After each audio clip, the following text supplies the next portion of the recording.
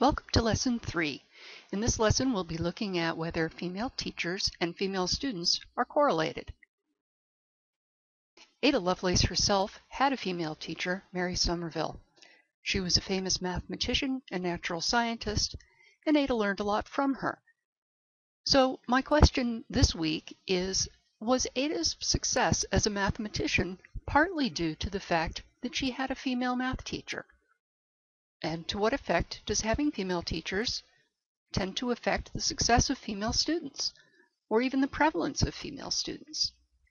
My research question: is there a correlation between female teachers and female students in civil parishes in London, 1861? So, let's gather the data that we'll need to perform this analysis. Here we are at Virtual Victoriana, where I'll be downloading some data with which to conduct my analysis. I'm going to go to the data summaries, and I'm going to focus on two different data categories. First, as I demonstrated last week, I will need to obtain the number of teachers, female teachers specifically, for all of the parishes in London.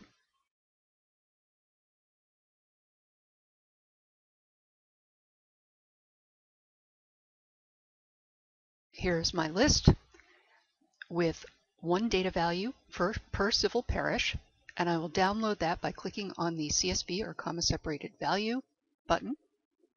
And this will download my data file directly into an Excel spreadsheet. Now I'm also interested in the number of students, female students particularly.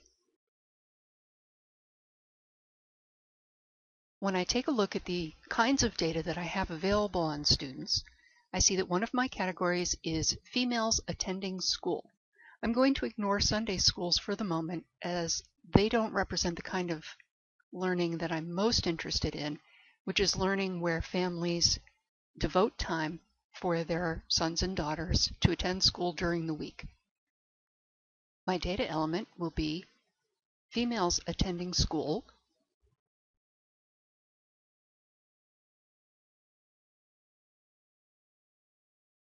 and again I have one data value per civil parish. I download the comma separated values file.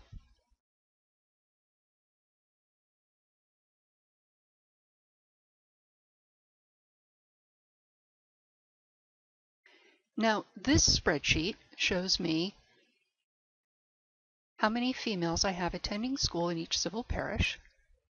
I don't need all of these columns of data, so I'm going to remove the ones that are not relevant to my current analysis.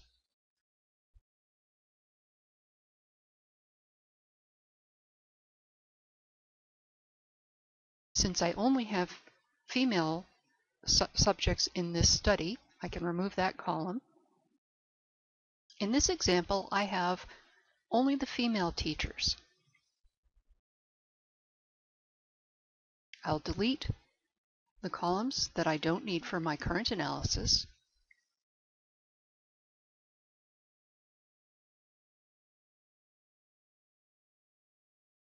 Since all of my teachers are female, I won't be needing that column. Once we have assembled our data about female teachers and females attending school into one spreadsheet, making sure that our individual rows for each civil parish line up, we can check the correlation between these two variables. Select both of the columns that we want to consider. Go to Insert, Scatter, Scatter with only markers.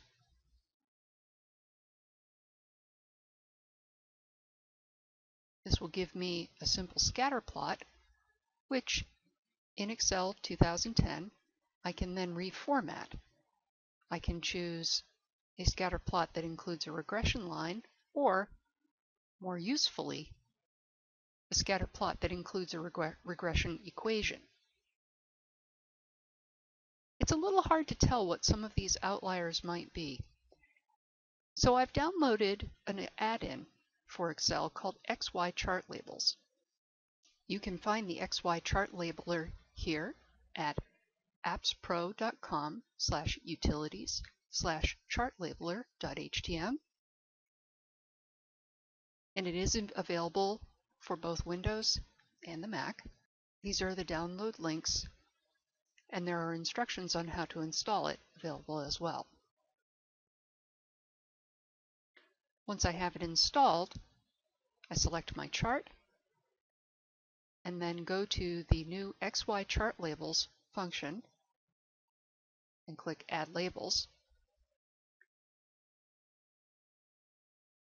It considers that this series is called Females Attending School because that's the label at the top of the first category.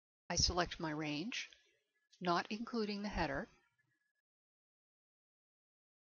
and then decide where I want my labels to be positioned with respect to the data points, and I will choose to the right.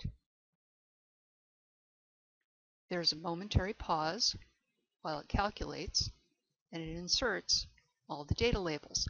They're muddled where they're clustered together, but the outliers are the ones that I'm really interested in, and they're very readable in those locations. So here's a nicely formatted version of our scatter plot. We can see that we have female students, female teachers, and a fairly strong correlation between female students and female teachers per civil parish. However, this graph is also affected by the fact that some civil parishes are simply larger than others. They have more female students because they have more students altogether and more children altogether. They have more female teachers because they have more adults and more women altogether. They're both correlated with parish population size. We consider that to be a confounding factor, something that confuses us as to how much our actual variables of interest are correlated. And I am also interested in the number of girls who could be attending school. So girls aged 0 to 14 years are approximately of school age. Granted, between 0 and 5 years, they don't tend to be in school, but this will give me a good proportion. I'll be able to use this to calculate, of the girls who were of school age, what proportion were attending school. And so here again, I have one entry per civil parish, and I download the comma-separated values file. So this file indicates the number of girls of that age. And spread this out so that we can see the data values a little bit more easily, the column values. And the particular data element that I have selected is girls aged 0 to 14 years. I'm going to remove the columns that are not of interest to me.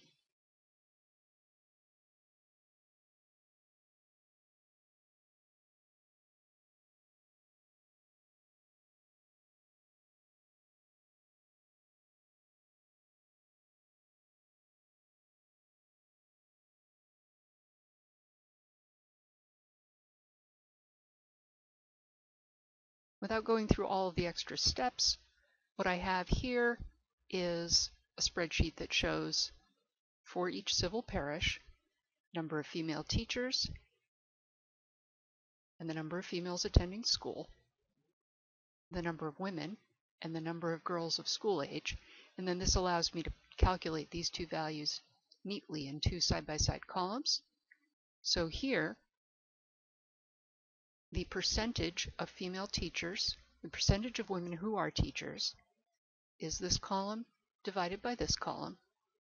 And all I do is create that function and then extend it. So for each of these, see how this increments B4, D4, B5, D5? And then I'll do the same thing with the percentage of girls who are students. Again, this is girls of school age divided by girls attending school. And we see that we still have a strong, relatively strong, positive correlation. Not super strong, but definitely apparent On the other hand, there's some kind of interesting outliers.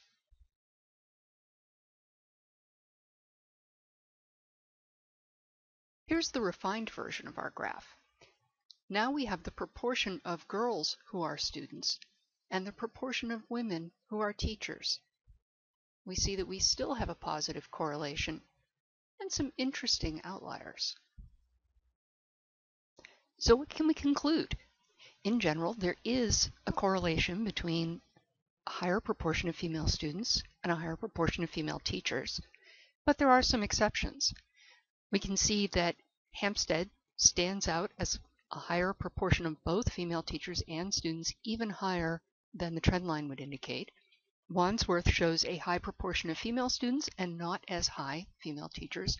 West London and East London show a high proportion of female students despite a low proportion of female teachers. But in the Strand, there is a very low proportion of female students and teachers.